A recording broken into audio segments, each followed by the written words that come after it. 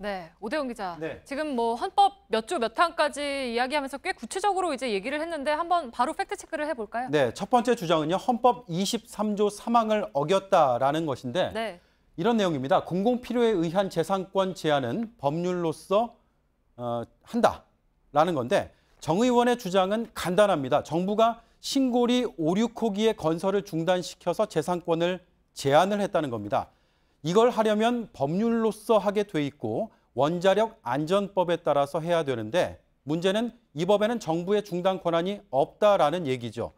이 자체가 틀린 말은 아닙니다. 하지만 에너지법이라는 또 다른 법을 적용하면 해석이 다릅니다. 이 법에는 사업자가 국가 시책에 적극 협력하도록 되어 있습니다. 그러니까 정부가 명령을 하면 되는 겁니다. 네. 법률가들 사이에서도 원자력법만 봐야 되느냐 아니면 에너지법까지 넓게 봐야 하는 것이냐 의견이 엇갈리고 있습니다. 네, 그러니까 어떤 법을 적용해야 하는지에 대해서는 의견이 엇갈린다는 거고 헌법을 위반한 거다라는 주장에 대해서는 어떻습니까? 네, 일단 이 논란에 대해서요 보다 근본적인 문제가 있습니다. 이 헌법 조항은 사유재산에만 해당이 되는데 공공의 재산과는 무관한 조항입니다. 그렇다면 한국수력원자력의 지분은 누가 가지고 있느냐?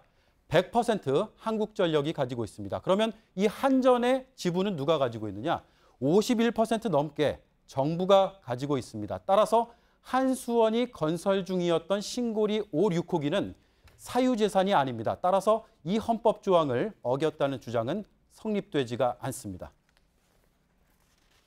기본권 해석론상 한전은 국가에 대해서 기본권을 주장할 수가 없습니다. 넓은 의미의 국가 조직의 일부예요. 국가 조직의 일부가 국가에 대해서 기본권을 주장한다는 것은 법리적으로 설명이 안 되죠. 네. 다음 주장은 바로 볼까요? 네, 네. 헌법 66조 3항을 어겼다는 건데 이런 내용입니다. 대통령은 평화 통일을 위한 성실의 의무를 지닌다라는 네. 건데 여기에 반했다라는 겁니다. 지난 7월 6일에 문재인 대통령이 베를린 구상을 발표했습니다. 정가윤 의원은 이 구상이 영구적인 평화 공존 체제를 말하고 있는데 이는 곧 통일을 포기하겠다는 의미라고 주장을 했습니다. 북한의 체제를 영구적으로 인정한다는 뜻으로 해석을 한 겁니다. 네, 그러니까 통일을 포기하겠다는 의미, 글쎄요, 베를린 구상이 그런 취지였습니까? 아닙니다. 네. 베를린 구상의 원문을 보면 취지가 전혀 다릅니다.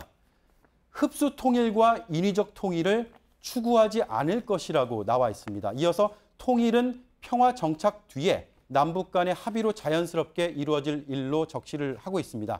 인위적인 흡수 통일이 아니라 평화와 합의로 통일을 이루겠다는 것이 베를린 구상의 핵심입니다. 네, 그러니까 통일 포기를 말한 게 아니라 통일의 좀 구체적인 구상을 밝힌 거였잖아요. 네. 마지막 주장을 볼까요? 네, 청와대가 검찰 인사의 절차를 위배했다라는 주장입니다. 네.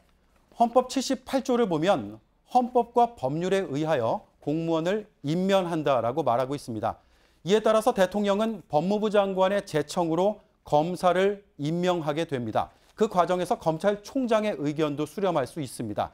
지난 검찰 인사 때 장관, 총장이 공석이었던 것은 맞습니다. 그런데 이들이 없어도 차관과 차장이 직무를 대신할 수가 있습니다.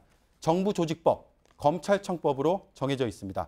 당시에 직무대행으로 임명 제청이 이루어졌습니다. 그래서 법적 하자를 말하기가 어렵습니다. 네, 그러니까 결론은 세 주장 모두 사실이 아니다라는 건데 이런 주장이 처음이 아니잖아요. 계속 반복되고 있죠.